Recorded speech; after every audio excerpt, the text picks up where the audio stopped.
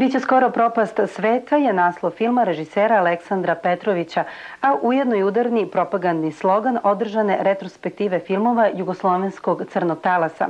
U organizaciji SKC filmski program iz Toronta, Kanadskog filmskog instituta iz Otave i Jugoslovenske kinoteke iz Beograda i filmskog kritičara i urednika SKC filmskog programa Bojana Ž. Bosličića. Crni talas, šta je u stvari to?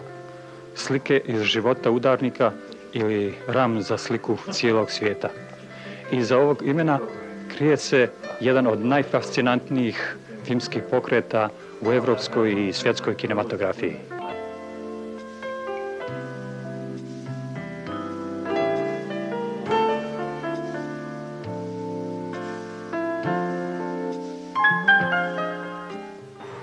Od 2. do 7. marta u kinoteci Ontario u Torontu održana je retrospektiva crnog talasa jugoslovenskog filma iz 1960. godina pod nazivom Biće skoro propast sveta.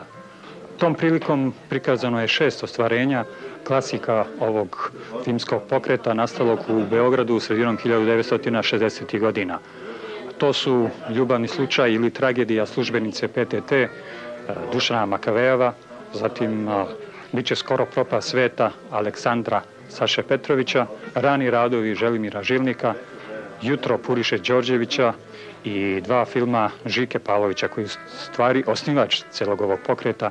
To su filmovi Buđenje pacova i Kad bude mrtav i beo. Ovaj festival se održao u organizaciji Kanadskog filmskog instituta iz Otave, kinoteke Ontario iz Toronta i Srpskog kulturnog centra.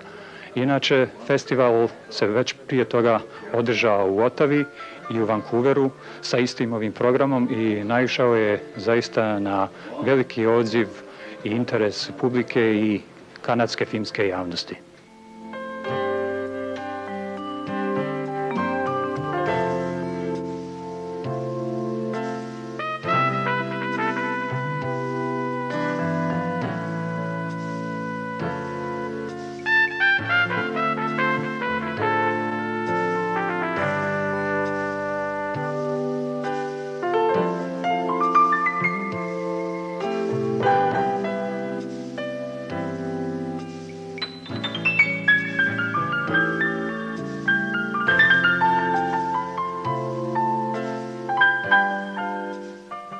Marta filmska